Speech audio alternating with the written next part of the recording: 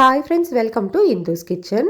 இன்றைக்கி நம்மளோட கிச்சனில் இட்லி, தோசை, பூரி, சப்பாத்தி, பொங்கலோடு வச்சு சாப்பிட்ற மாதிரி ஒரு டேஸ்டான சைட் டிஷ் எப்படி செய்கிறதுன்னு பார்க்கலாம். இதை செய்கிறதுக்காக ஃபர்ஸ்ட் ஒரு ப்ரெஷர் குக்கரில் மெஷரிங் கப்பில் 1/4 கப் அளவு பாசிப்பருப்பு சேர்த்துக்கலாம். ஸ்டவ்வை லோ டு மீடியம் ஹீட்டில் வச்சுட்டு இதுலேருந்து நல்லா வாசனை வர வரைக்கும் வறுத்துக்கோங்க. கலர்லாம் சேஞ்ச் ஆகணுன்ற அவசியம் கிடையாது. இப்போ இது நல்லா வாசனை வந்து வறுபட்டுருச்சு. நம்ம ஸ்டவ் ஆஃப் பண்ணிவிட்டு இதை நல்லா கழுவி எடுத்துக்கலாம். பருப்பு நல்லா கழுவினதுக்கப்புறமா இதில் 2 கப் அளவு தண்ணி சேர்த்து ப்ரெஷர் குக்கரை மூடி விசில் வச்சு மீடியம் ஹீட்டில் 4 விசில் வச்சு எடுத்துக்கோங்க. 4 விசிலுக்கு அப்புறமா ப்ரெஷர் ரிலீஸ் ஆனதுக்கப்புறம் ஓப்பன் பண்ணி வச்சுருக்கேன். பருப்பு நல்லா வெந்து வந்திருக்கு பாருங்கள். இப்போ இந்த பருப்பை இந்த மாதிரி ஒரு மேஷர் வச்சோ இல்லை மத்து வச்சோ நல்லா மசிச்சு தனியாக வச்சுக்கோங்க. இப்போ ஒரு கடாயில் 2 டேபிள் ஸ்பூன் எண்ணெய் சூடுபடுத்திக்கலாம். எண்ணெய் சூடானதுக்கப்புறமா ஒரு பிரியாணி இலை, 1/2 டீஸ்பூன் சோம்பு, 1/2 டீஸ்பூன் சீரகம் சேர்த்துக்கலாம். இதெல்லாம் நல்லா பொரிஞ்சதுக்கப்புறமா இது கூட ஒரு பெரிய வெங்காயம் கூடவே 2 பச்சை மிளகாயை கீறி வச்சுருக்கேன். இது ரெண்டையுமே சேர்த்துக்கலாம். வெங்காயத்தையும் பச்சை மிளகாயையும் 2 நிமிஷத்துக்கு வதக்கிக்கோங்க.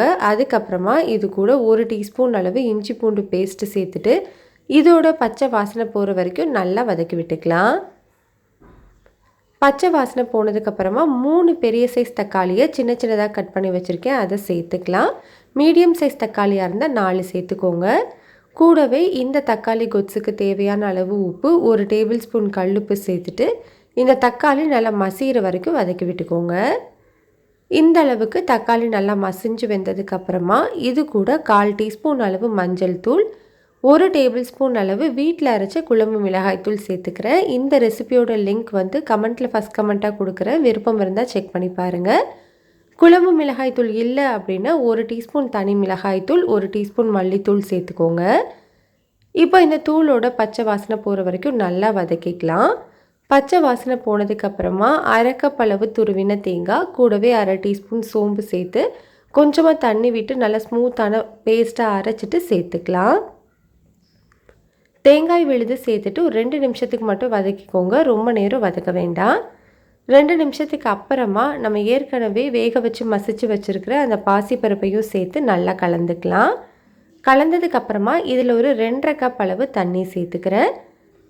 தண்ணி சேர்க்குறது வந்து உங்களோட விருப்பம்தான். பூரி சப்பாத்திக்கு தொட்டுக்க போகிறீங்க அப்படின்னா நீங்கள் வந்து தண்ணி கொஞ்சம் கம்மியாக சேர்த்துக்கோங்க. இட்லி தோசைக்குன்னா கொஞ்சம் அதிகமாக விட்டால் நல்லாயிருக்கும். இப்போ நான் தோசைக்காக தான் செய்கிறேன், அதனால் தண்ணி கொஞ்சம் எக்ஸ்ட்ரா தான் விட்டுருக்கேன். இது ஒரு 5 நிமிஷத்துக்கு நல்லா கொதித்து வரட்டும். 5 நிமிஷத்துக்கு அப்புறமா பாருங்கள், இது நல்லா கொதித்து கொஞ்சம் திக்காக இருக்குது. இந்த டைமில் இதில் கொஞ்சமாக கருவேப்பிலை சேர்த்துட்டு ஸ்டவ் ஆஃப் பண்ணிக்கலாம்.